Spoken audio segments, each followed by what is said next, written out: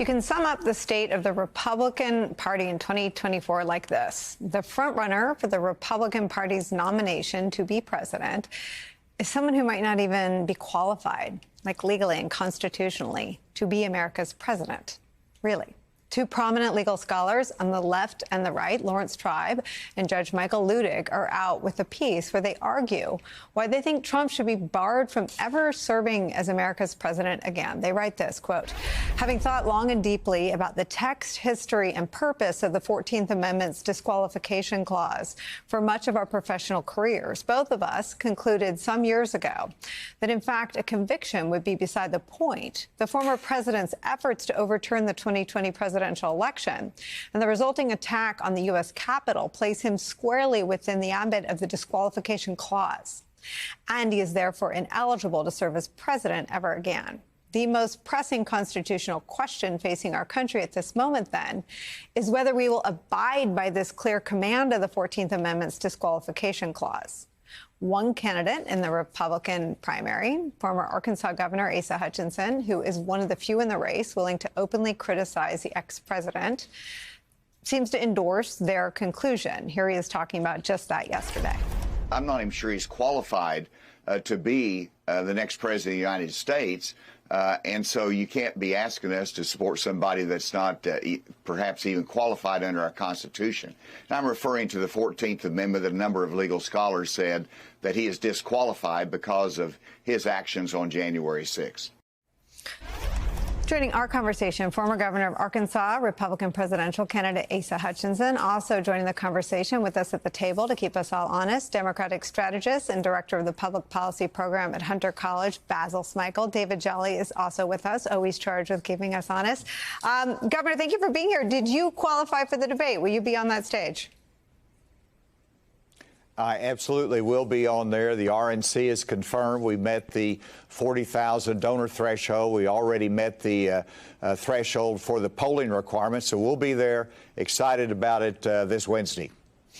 Tell me your story of breaking with Donald Trump. I think there's a chip on my shoulder, if you can't see it from there, as a once loyal Republican, at people that needed, and I guess with you, you don't break with Trump on January 6th. It takes you till January 8th, 2021.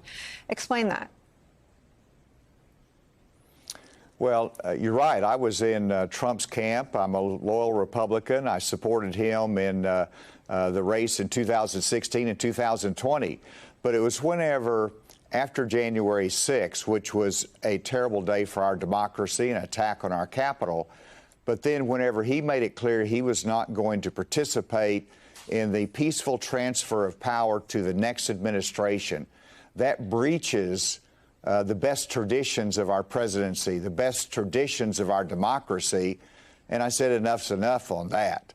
And I do admire Vice President Pence. He was there in that transition of power. I was there also, just as a demonstration as a Republican that we're going to continue those traditions and recognize the new leadership in our country. If you are not the Republican nominee, will you vote for Donald Trump as president? Well, I don't expect him to be the nominee, so I'm going to 30 points in the latest the polls. Nominee of the party. It's certainly a possibility. Well, I understand that, and I'm sure that will come up on the debate stage. But, of course, if you believe that he's not qualified under our Constitution, the 14th Amendment, then he's not going to even be in the picture. Well, but I agree he's with you, leading but in the polls right now. Did you sign the pledge as a condition of being at the debate that you'll support the eventual nominee? I'm just trying to find the consistency with your stated positions. I admire some of them, but some of them don't add up. Well, you got to think a little bit lawyerly here that I signed it saying I'm going to support the nominee of the party. I do not believe that Donald Trump will be the nominee of the party, so I can feel comfortable in signing that pledge. Now, you're asking me questions as what's going to happen down the road. I'm sticking with that statement. That gets me on the debate stage, and it's important for me to be there and my voice. And we'll see what the future holds after that. David Jolly, I think we can both agree it's important for anti-Trump voices to be on that stage. Trump won't be, but it is also fair to ask questions about what the person who's 30 points ahead would garner in terms of support from the other Republicans in the field. Yeah, Nicole, I'm of the mindset there's no reason for Donald Trump politically to appear on the stage. And I think the governor and others can wrestle with questions whether or not there is value in addressing Donald Trump that night or addressing the other candidates on the stage. I'm just, honestly, in real time, a bit taken aback. Governor, I don't understand what you just said, that you don't think he's qualified to be president and you don't support him, but you would support him.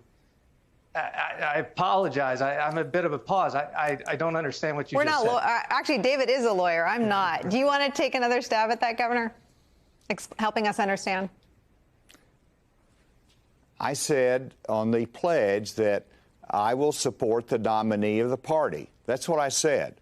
I can in good conscience sign that because I believe that I'll be the nominee of the party or somebody else on the stage Wednesday night.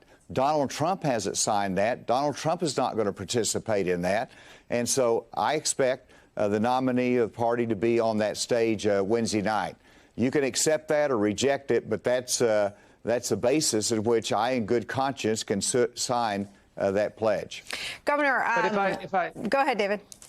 Yeah, if I may, if Donald Trump's name appears as a Republican nominee, whether you think he's qualified or not, are you going to vote for Donald Trump next November if he's the nominee of the Republican Party?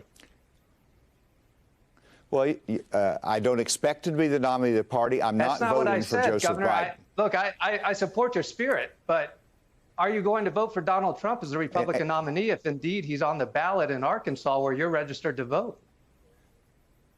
And I hear you very clearly exactly what you're asking me, and I just gave you the answer that I am providing and signing that pledge based upon.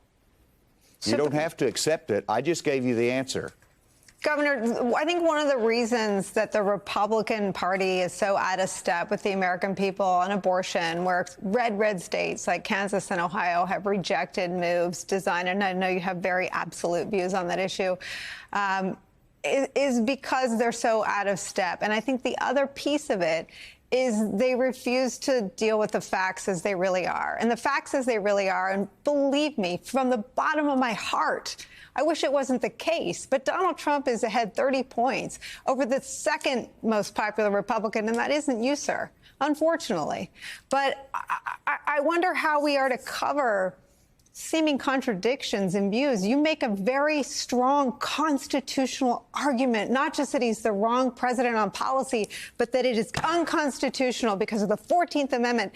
But you won't say here to us, two former Republicans, that you won't vote for him? Well, it's necessary to be on the debate.